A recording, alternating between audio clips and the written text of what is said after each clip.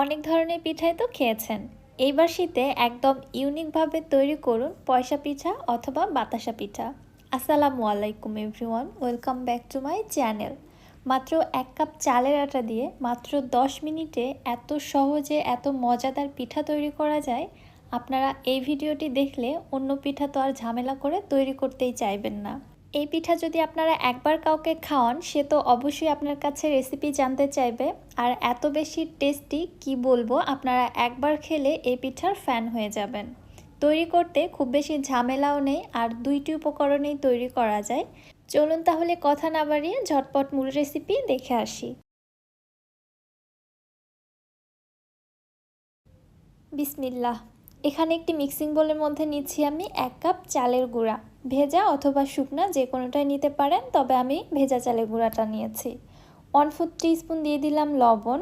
লবণ এবং আটাটা একসঙ্গে ভালোভাবে মিক্সড করে নিয়ে এর মধ্যে দিয়ে দিচ্ছি 1 কাপ ফুটন্ত গরম পানি। এখানে অবশ্যই ফুটন্ত গরম পানিটা ব্যবহার করবেন, এমনি গরম বা কুসুম গরম না, একদম ফুটন্ত গরম পানি। পানিটা দেওয়ার পরে আমি হ্যান্ড উইস্ক দিয়ে খুব ভালোভাবে নেড়ে চেড়ে মিশ্রণটাকে একটু সফট করে নিচ্ছি। এর মধ্যে যেন কোনো দলা বা লাম্পস না থাকে।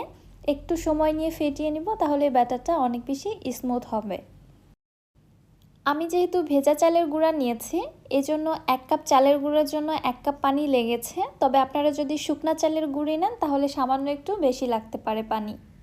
এবার আমি কনসিস্টেন্সিটা আপনাদের দেখাচ্ছি, দেখুন। উপর থেকে যদি ব্যাটারটা এরকম ফেলি, দেখতে পাচ্ছেন ব্যাটারের মধ্যে সামান্য একটু দাগ বোঝা যাচ্ছে, কিছুক্ষণ পরে মিশে যাচ্ছে। ঠিক এরকম কনসিস্টেন্সির একটা ব্যাটার তৈরি করে নিতে হবে। চলে যাচ্ছি তাহলে চুলাতে পিঠাগুলো বানিয়ে নেওয়ার জন্য। এদিকে চুলায় একটি ফ্রাই প্যান আমি লো হিটে গরম করে নিয়েছি। লো হিটে পিঠাগুলো ভেজে নিব। চুলার হিট বাড়িয়ে কিন্তু এই পিঠা তৈরি করা যাবে না। ফার্স্টে আমি প্যানটাকে একটু তেল দিয়ে ভালোভাবে মুছে নিলাম। এরপরে একটি চামচের সাহায্যে ঠিক এইভাবে ছোট ছোট গোল করে পিঠাগুলোকে দিয়ে দিচ্ছি। দেখতে কিন্তু ঠিক হুবহু বাতাসার মতোই লাগছে, তাই না? অথবা এটাকে আপনারা পয়সা পিঠাও বলতে পারেন, অনেকটা পয়সার মতোও দেখতে হয়েছে। ঢাকনা দিয়ে ঢেকে পিঠাটাকে আমি ভেজে নিয়েছি 2 মিনিটের মতো। 2 মিনিট পরে ঢাকনাটা উঠিয়ে নিয়েছি। দেখুন পিঠাগুলো টোটালি সেদ্ধ হয়ে গেছে খুব ভালোভাবে, একটুও কাঁচা নেই এর মধ্যে। আর পিঠার উল্টো পাশটাও দেখুন, একদমই সাদা ধপধপে রয়েছে, এর মধ্যে কোনো কালার আসেনি বা পুড়েও যায়নি। সো এই পর্যায়ে পিঠাগুলোকে আমি উঠিয়ে নিচ্ছি। একইভাবে আমি আরও এক ব্যাচ পিঠা আপনাদের ভেজে দেখাচ্ছি। প্রত্যেকবার পিঠা প্যানে দেওয়ার আগে তেল দিয়ে ভালোভাবে প্যানটাকে মুছে নেবেন, দেন তারপরে পিঠা দিয়ে দিবেন। এখানে আমি আমার সাইজ মতো পিঠার আকারগুলো তৈরি করে নিয়েছি। আপনারা চাইলে এর থেকে ছোটও করতে পারেন অথবা বড়ও করতে পারেন। ঠিক একইভাবে আগের প্রসেসে এই পিঠাগুলো আমার ভেজে নেওয়া হয়ে গিয়েছে। সবগুলো পিঠা যখন ভেজে নেওয়া হয়ে গিয়েছে, তখন চুলায় আরেকটি প্যানের মধ্যে নিয়ে নিচ্ছি আমি 4 কাপ লিকুইড মিল্ক।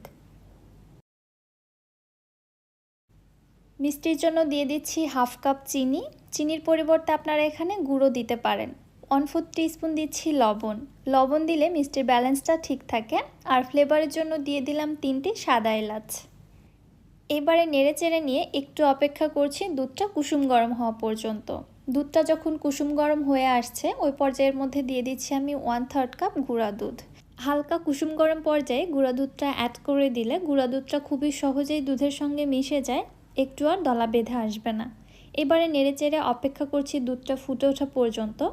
দুধটা যখন ফুটে এসেছে, তখন এর মধ্যে আমি বাতাসা পিঠাগুলো দিয়ে দিচ্ছি।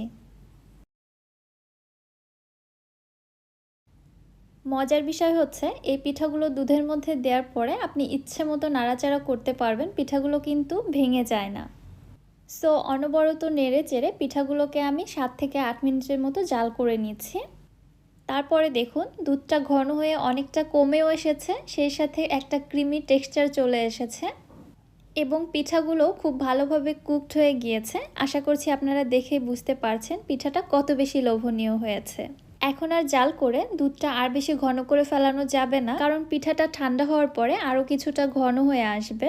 সো এই পর্যায়ে চুলা থেকে নামিয়ে আমি পিঠাগুলোকে গরম গরম সার্ভ করে নিচ্ছি। আমার কাছে এই পিঠাটা গরম গরম খেতে খুব বেশি ভালো লেগেছে। ঠান্ডার তুলনায় গরম থাকা অবস্থাতেই পিঠাগুলো খেলে পিঠাগুলো খুবই দ্রুত মুখের মধ্যে গলে যায়, আর খুবই সুন্দর একটা ফ্লেভার পাওয়া যায়।